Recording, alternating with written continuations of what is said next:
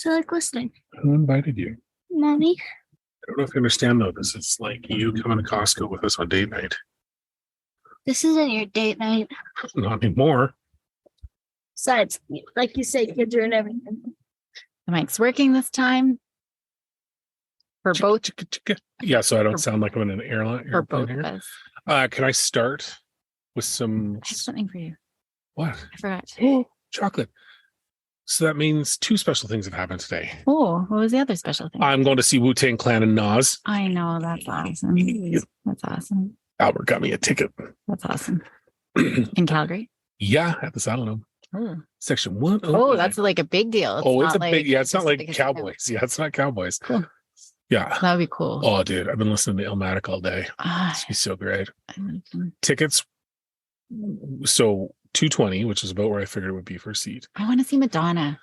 One section over, 440. Yeah. Not even on the floor. That's like Madonna cost tickets. Wow. It's crazy. I'm amazed. So if they're that big. I'm so excited. Just have your chocolate. Is there something in it? No, there's nothing in it. I just wanted to share my love with you. I love you. Thank you. Hey, it's it was on our anniversary. Was. Yeah. And we had a great time. She loved it. It was awesome. Being in ranks. Yeah. As it always is. Do we leave dogs outside? Is this a chilly one?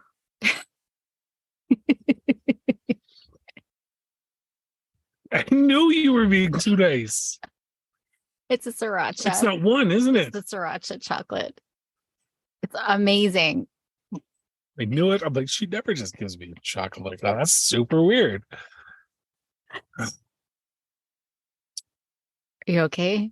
Well, the physical pain doesn't hurt as much as the emotional pain of you acting like I wanted to share my love with you. I did want to share it because I love the chocolate bar, and I was debating even the left side of my mouth has ceased to be. Oh, now it's... Your face is a little red. Yeah. See, I love it. It's like my favorite chocolate bar now. Like right at the podcast with no water, no nothing. I just got to sit here and try and salivate my way to freedom.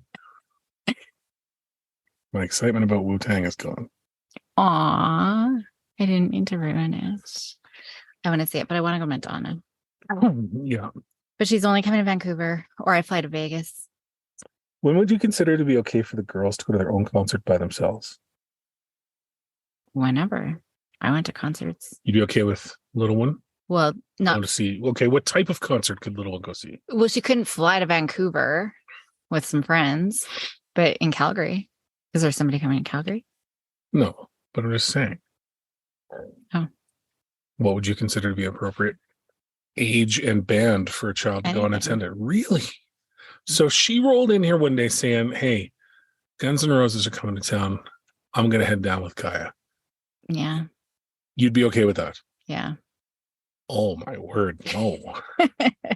Okay. Why? Oh, the crowd? Yeah, the crowd. Oh, okay. So maybe degenerate Guns N' Roses fans. Maybe with adults then. An adult stuff. The only advantage is good chance she runs into one of my friends that recognizes her and they'd watch out for her. Yeah. Because they're all you got good kids. I don't have anything. Like I just think of the Red Mile or whatever with Maya, and she was good. She just stood by police. It's never kids I'm worried about. I know. I mean, Justin Bieber, One Direction, is that a thing? Yeah. Are they a thing? Are you okay? No, I'm not okay. Can you feel your tongue? It hurts. It's not that spicy. No, but I'm not a huge spice guy. Like you're punishing yourself for something with the amount of spice you like. So good. The only time I was worried about spices if I was burning a hole in the uterus when I was pregnant with Maya. Which never happened. The doctor looked at me like I was insane. She was just like, how's your heartburn? And there was none. Yeah. I'm going to pause momentarily. To give me some water? No. Dogs. Yeah.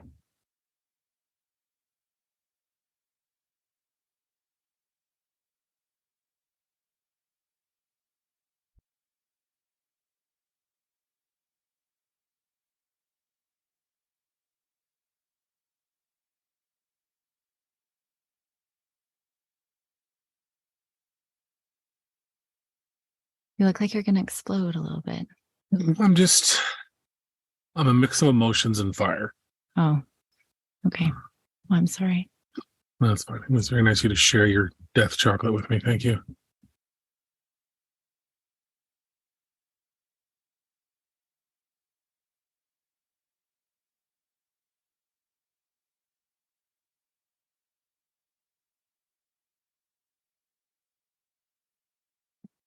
Anywho, child is in the closet with us, making lots of noise. 100%. Dogs will probably want in now. I wasn't kidding. I really don't have a topic tonight. Oh, that's a problem. Well, it kind of can be. Hmm. So I'm okay passing the torch over to you and letting you go on the fly, but that's not the face of a person that wants to do that. No, it's your week. You got to think of something. I just did. You answered it. What was the proper age? Oh, is that the question? No, that was just the one I came up with. Oh. Actually, okay, let's use this as a, because there have been, I think there's been a rollback of what people would consider to be age appropriate activities, right? Like when we were kids. Actually, I read something funny where some dude posted online that he'd never mess with a Gen Xer. He's like, so anyone basically over the age of 42, I don't F with. Yeah. Because these were people that were sent out at sunrise. They lived off of whatever was in the hose for their sustenance, and they came home at night. And he's like, no one knew what they did. No one knew where they were at. They just disappeared and arrived. We were the latchkey kids. Yeah. Like the first generation. He actually referenced that too. He's like, these the last ones, they were just given a key and told good luck. Yeah. And then off they went. And it's true. And it is true. So like seatbelts? What?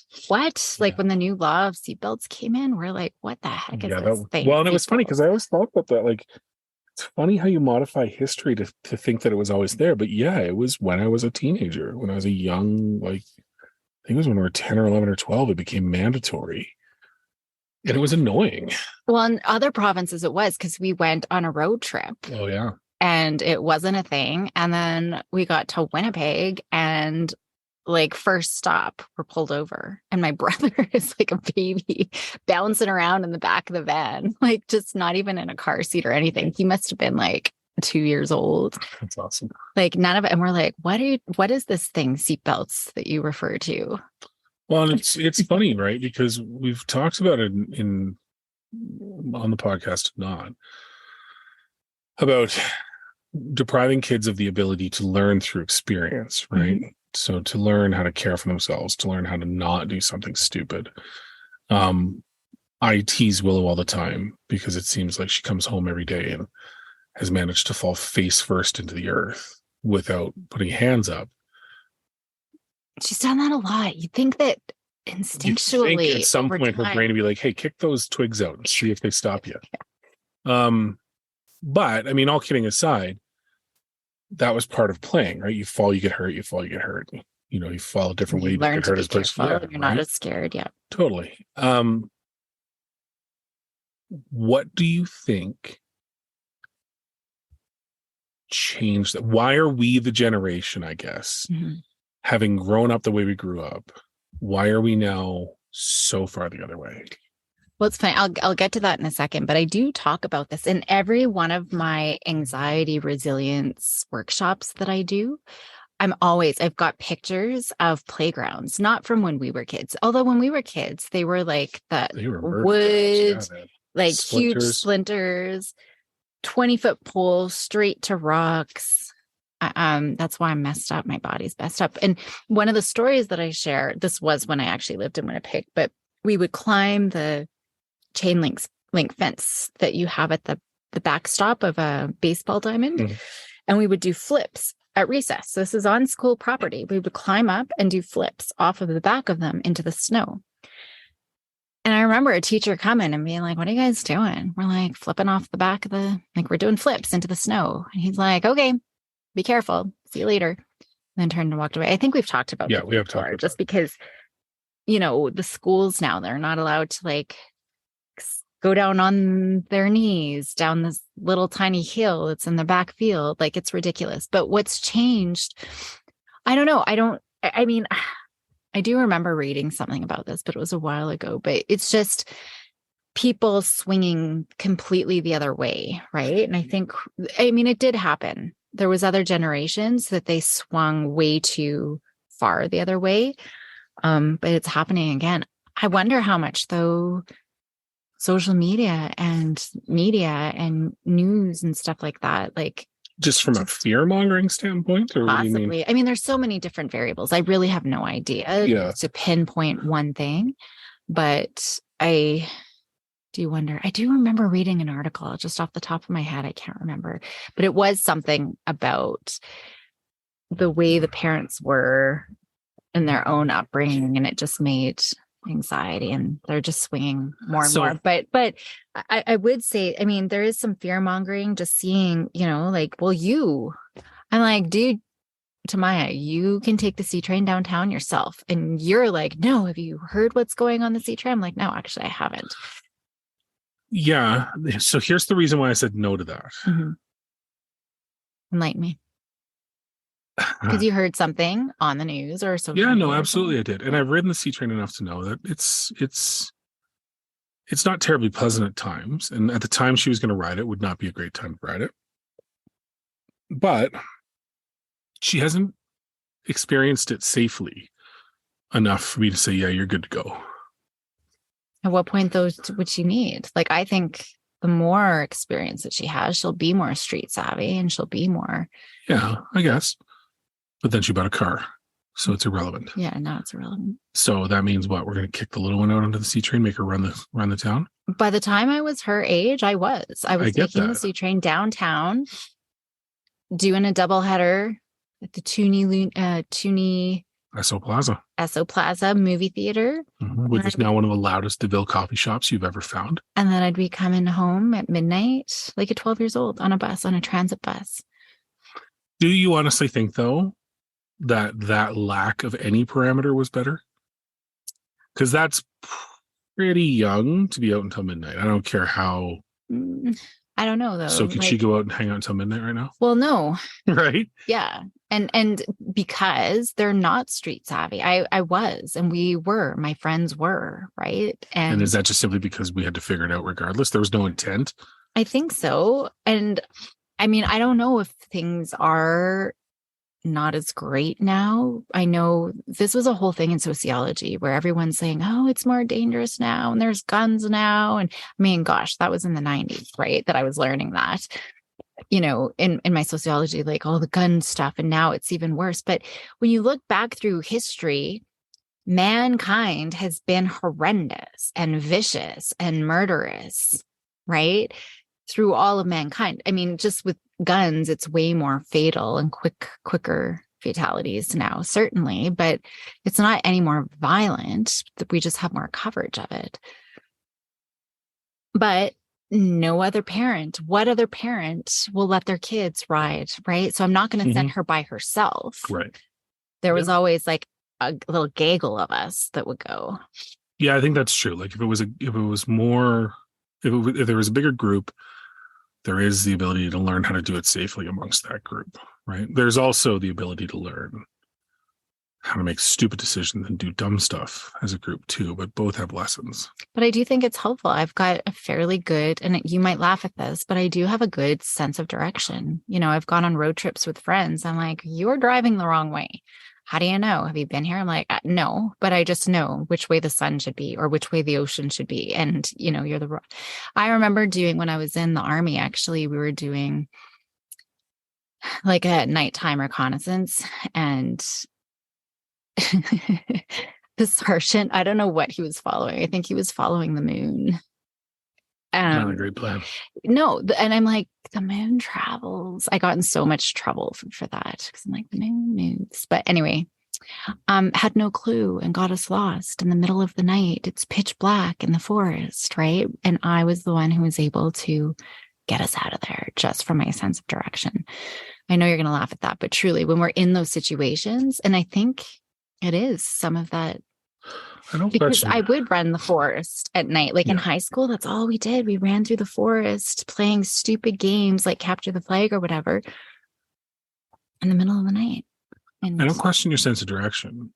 For me, the fact that you found the Army vehicle to sit in to ride in the right direction is what's impressive, right? Because you're not good at leaving things in a place you remember. Yeah, that's all. I get okay. So we're kind of treading over ground we've covered before. Do you think, as parents, we need to consciously move more towards what we used to be as kids, like allow our kids to have the same experience? And if so, how? Mm-hmm. And the how is kind of a loaded question, because making the decision to do it is great. Fighting through the societal judgment of whether you should or shouldn't is a completely different problem, right? Because you think of those ladies in the States that had their kids taken away from them because they let them go to the park while they were in the mall, or crazy stuff like that you hear. I haven't heard that, but I did hear someone in Edmonton. Actually, this was a few years ago. Their 7-year-old, and this is the problem, right? They let their 7-year-old go to the park, which was within a block's walk from, but unattended, and somebody called social services, and they were investigated. Right. So that's more than just parents swinging one way and having anxiety and whatever else. That is truly a systematic shift in what is believed to be good parenting. Right. So how, as parents, do we reconcile that? If we want our kids to have more of that experience that we had, do we have to just leave the city and buy an acreage and be able to shoot BB guns wherever we want? I think we're good, because I'm like, go to, and there's times, I was just thinking about this the other day, actually. I can't remember what happened, but someone was panicking because, I know. So after school, I was doing a consultation with another psychologist. And so she's like, I don't know what to do with this girl, and she's a problem, So grade 8, 13-year-old girl, bell rings.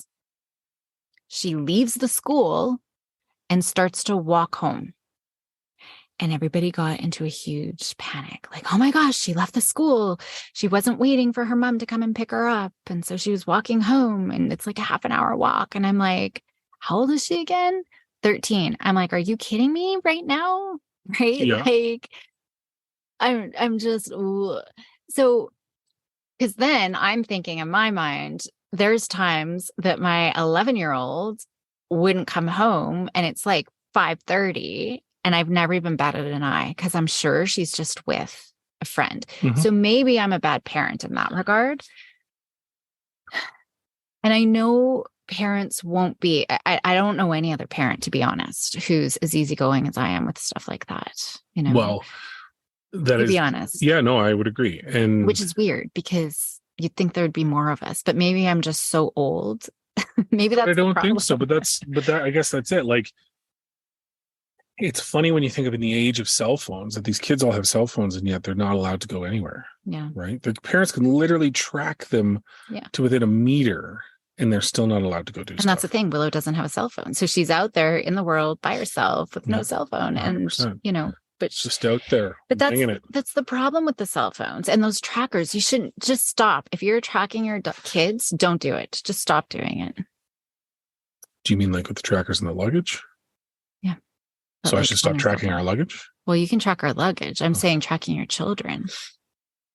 Yeah, I have no time for that. No, it's ridiculous. That's part of overprotection. We're crippling these kids. I mean, we've talked about this so much. So how do we do it? I think we're doing a good job. Our kids just don't have the opportunity, because I'm like, go out, go to a party, go to a barbecue, go to the pool after school, go to the rink after school, go and do all of these things. I was out every day. I'm encouraging the girls, just go. I don't care. But 9 times out of 10, they say no and put pajamas on and stay in their room. But exactly. And they don't have the opportunity. Like, I think Willow would go out. Like, I was every day. I never went home. I was going to the gym or to the pool or Willow is better about that than Maya is. She is, but she doesn't have a lot of opportunities. No. She would if she could every night. I agree. And she's gotten better at being able to book her own stuff. But we were talking about this the other night, where she and I were talking about it the other night.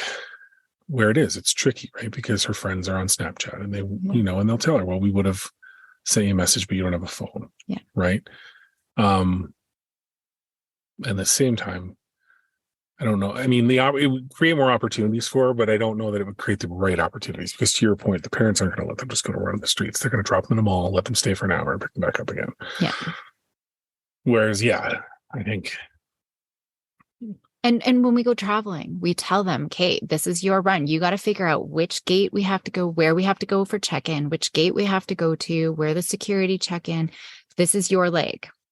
We've talked about this before, or the bus stations, or whenever we travel, right? Like, so it could even be those types of things where the kids are responsible. When Maya was starting to drive, I never gave her directions. Yep. She had to figure it out in the amount of times. She's like, oh crap, I was supposed to go south and now we're going north. How do I turn around? Right. And she's still trying to figure that out. But that's how they learn, right? And there with traveling, we are there. You know, I'm not going to help and give hints, but if something fatal were to happen, we could step in. But it's giving them more of those responsibilities, allowing them to walk home. A 13-year-old can walk home, even if it's a half-hour walk. An 11-year-old can. An 11-year-old can. Without calling grandma.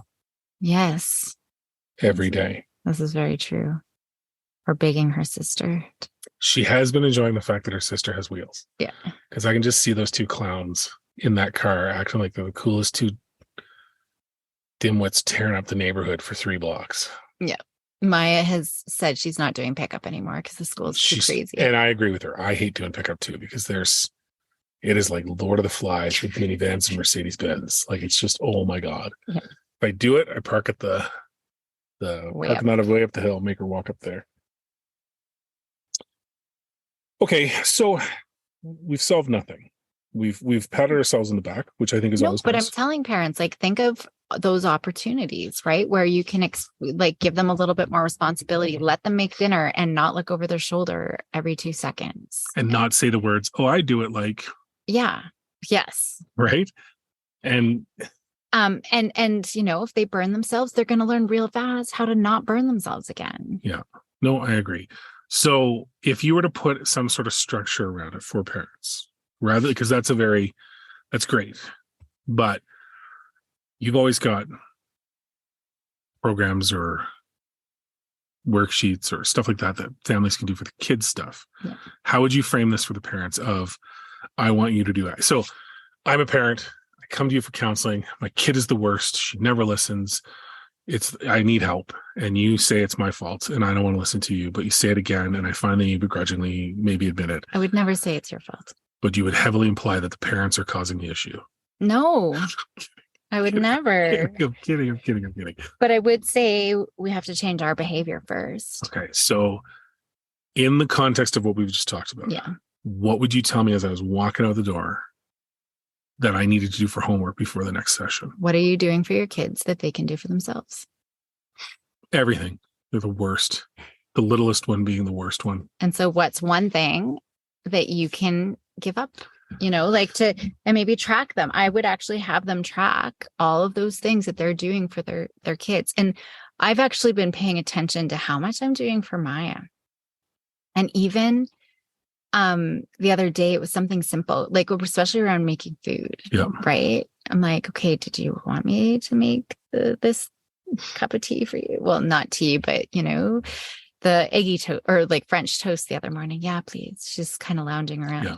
And then I think it was yesterday, she came home because she had a spare and she hadn't had lunch. And so we were talking, I don't know, something simple like a peanut butter and jam sandwich. I'm like, I'm not making that for you, because she was just waiting for me to offer. I'm like, I'm sorry.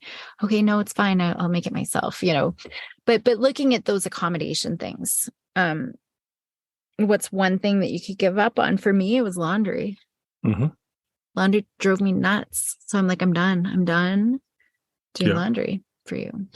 Would you also include one thing as maybe more of a stretch in terms of, not that you're necessarily doing for them, but find an opportunity for them to do something? I guess it would be the same. You wouldn't drive them so they'd take the C train, right? Or I look for opportunities, because there's a time I remember when I give this example quite often, but there's an example. One day, Maya, when she was in junior high, had to take the bus, and it is quite a walk. Oh yeah, like it's like a good couple hour walk, so it's pretty far. And I had called her and said, hey, kiddo, I'm driving by. Like, I got off work early. I'm driving by so I can pick you up if you want. You don't have to take the bus. She's like, oh, okay. So she got off the bus. And the prankster that I am, I called her back. I was literally like a block away from her school. Yeah. And I called her and said, sorry, like I can't, something came up. I actually have to go back to the office. So I'm going to have to go straight there. I won't be able to pick you up. I was just kidding. Yeah. I was totally right there ready to pick her up. I didn't have to go anywhere. But she lost her mind. She freaked out because the buses are gone. And what is she going to do? And part of me, at first I was going to be like, oh, no, I'm just kidding. Like I'm right around the corner. But I'm like, this is a perfect opportunity. She's got to figure it out. So I'm like, sorry, kid. And I hung up. And guess who figured out a way home? She got together with another friend and then they took the bus to West Hills and they hung out, like went to the bookstore and had a coffee, and it ended up being fantastic.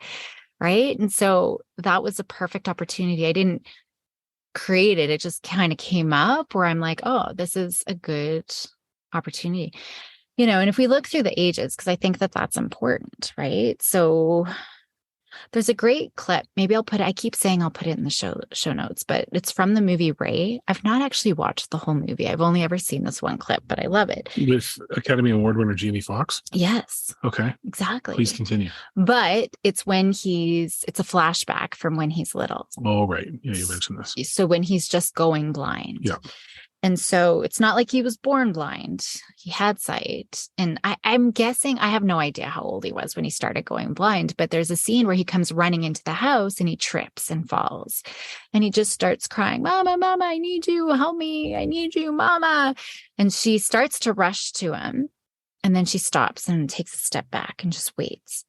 And in that time, he picks himself up, he calms himself down, he starts listening to everything in his environment, right? And so, I mean, that was a beautiful point of parents not rushing in to save their kids.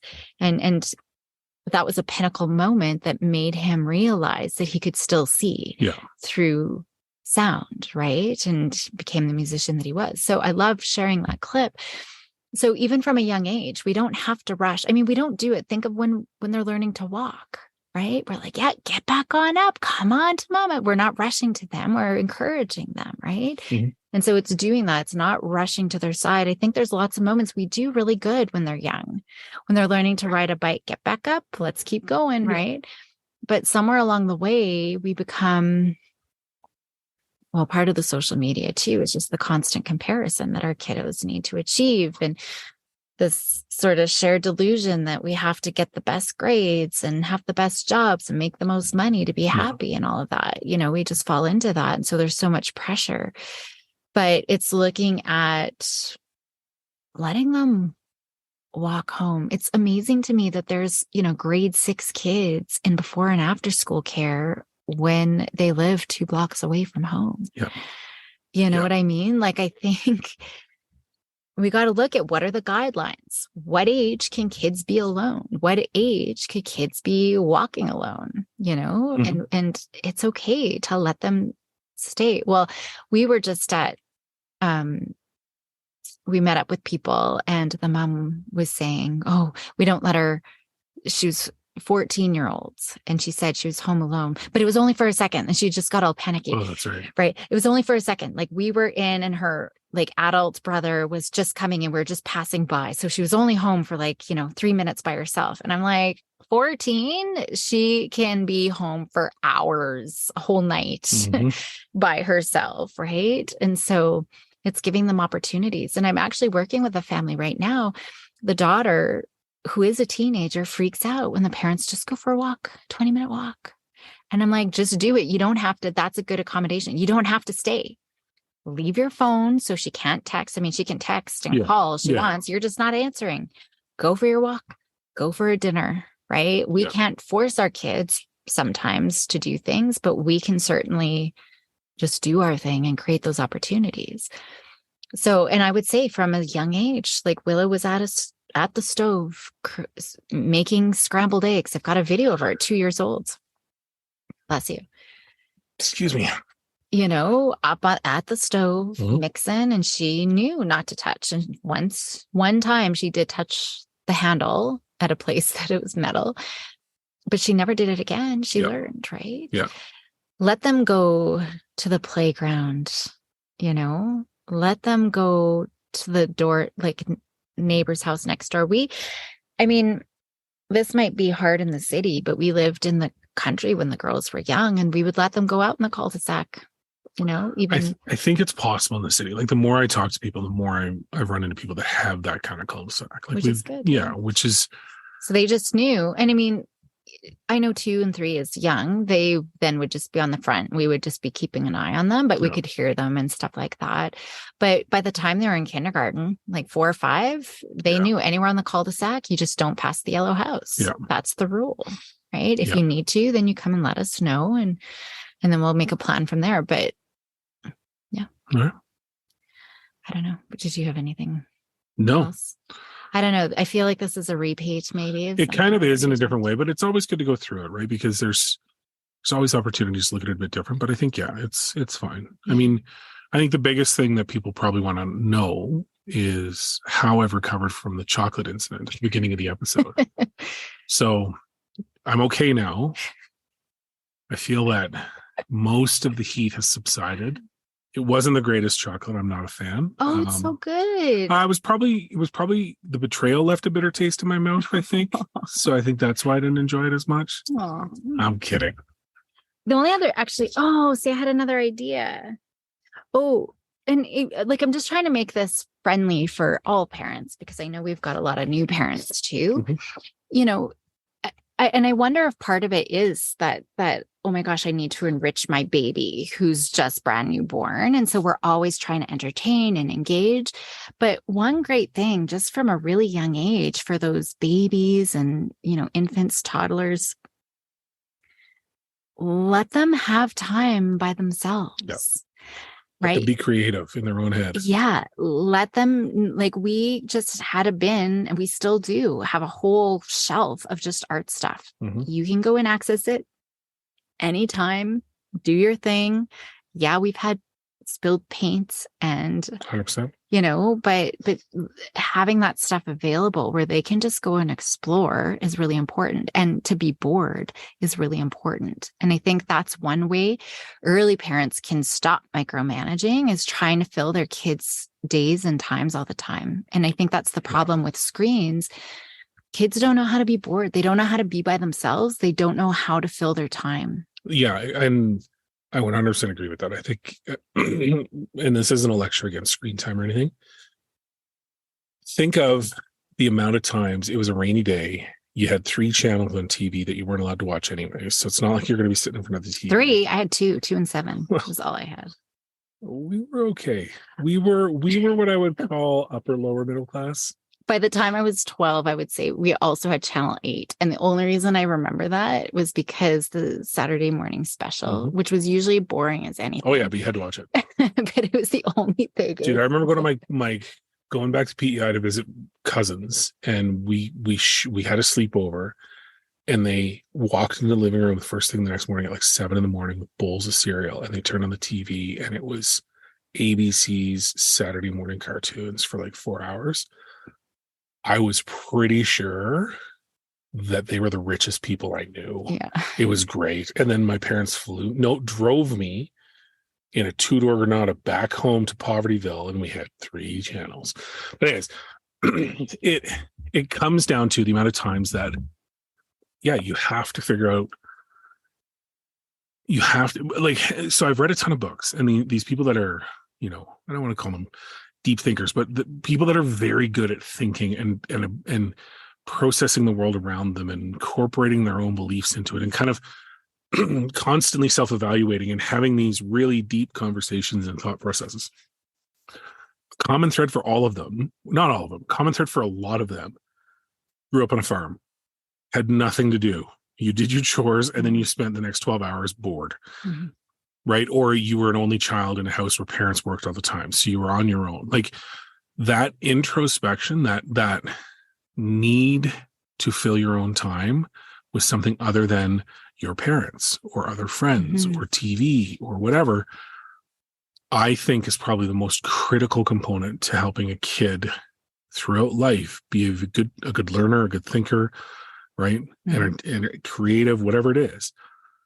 And I think, you hit the nail on the head. It's not our job to be a vaudeville act 24 hours a day, right? Mhm. The kids can do it themselves. Simple as that. Yeah. Anything else? Any last parting thoughts? No, I mean, I could go on because I just keep thinking, oh yeah, this and oh yeah, that. And oh yeah, so, but yeah, I think it's just, Let them deal with it on their own. Find opportunities for them to figure it out on their own and take stock of what you're doing that you can let them do. Words to live by. Sounds good. And don't take spicy chocolate from strangers. Peace out, everybody. I'm not a stranger. Well, but to other people, you might be. If you walked up to them, hey, have a piece of chocolate, they'll go, hang on, hang on. I've heard about this before. And they'll think of my pain and suffering and go, thanks, Andrew Stewart. You saved my life. Good day. Bye. All right, my love. You said you wanted to add some comments in here. I did.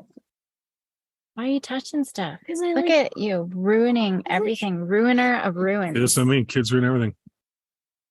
Comment. Destruction. Walking destruction. Oh,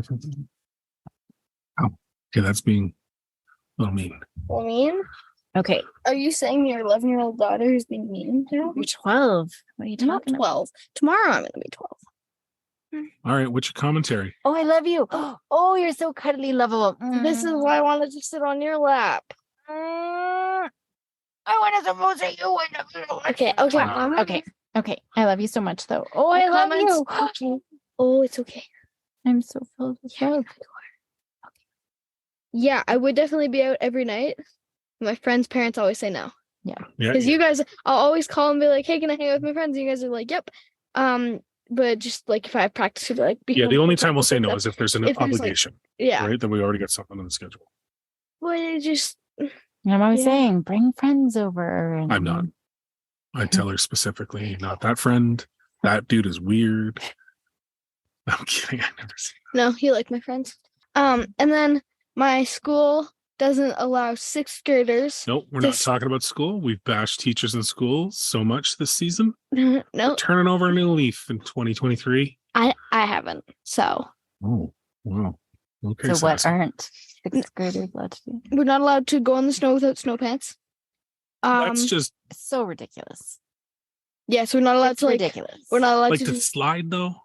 to do anything. We're not Kids allowed to need go in to any make their snow. own decisions and suffer through the Okay, consequences so of having wet pants for the rest of the afternoon. My friend's little brother, he used to roll in the snow when he was like way younger, and her and her parents would get mad at him. It's like, you're gonna have wet pants. But now they're like, you're just gonna have wet pants. Like, that's on you. And you come home complaining, I have wet pants, and they'd be like, that's on you. Like, you It's a should have worn your natural- things. natural So consequence. now he just knows that don't roll in the snow if you don't want wet pants.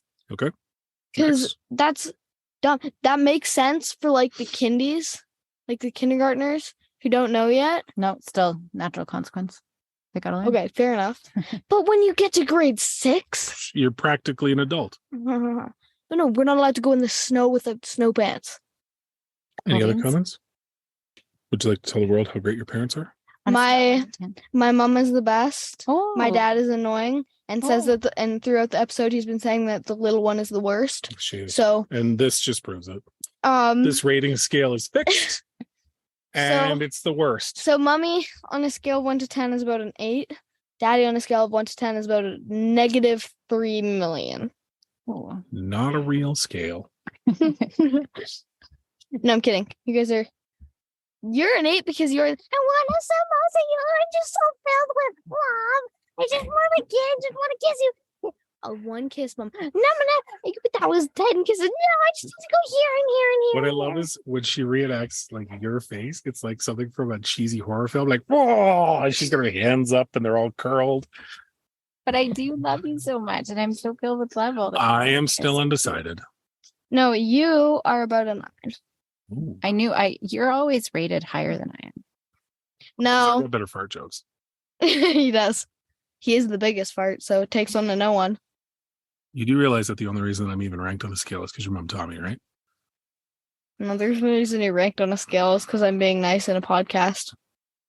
So No, you guys would genuinely rate Daddy higher. no, Push came Well, to shove, though. no, it I depends. know where their loyalties You lie. don't samosa them. Or I something don't. about them. It depends on the For me. situation. 100%. Like today, my day, when I was telling you about my day, I would go to mom, 100%. I wouldn't go to dad, like ever, unless mom wasn't there.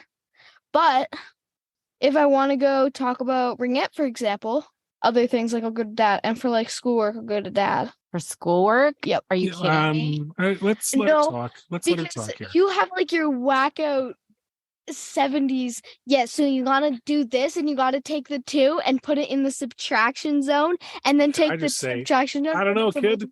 And I move on. They say, we I don't do know, the work. and then give me a calculator. That's what he does. I find opportunities for them to learn on their own. But I don't usually need help with schoolwork. And if Your mother is not buying any of this. I helped your sister with quadratic equations. quadratic equations. Those aren't a real thing. No. Not even. Like with studying, I'll go to dad. Because you're like, yeah, I need to instill study habits. I'm like, I have study, study habits. What did I say? I even said it this weekend. I don't remember. I know. Exactly. That's part of the problem. I said, your mom is really good at studying and can teach you how to study really well. I am not. But I like my study things. Because other people's study ways don't help me. All right. Actually, I like that. Kids, that's a good point. Kids do need to learn their own strategies, get their own graphic organizers. Anything else? You... And make it legit. Don't just start pulling insults out of the air. No. Gotta go, so we want to... No, but you have gray hair. Like not like kind of here. I have a patch of gray hair on my chest now. Your whole face is... Yeah. No, like, what are you talking? Chest hair is turning gray. Well, yeah. You're an old person. Like, mom doesn't even have gray hair. I bet your pubes are gray, too. Ew. Mom!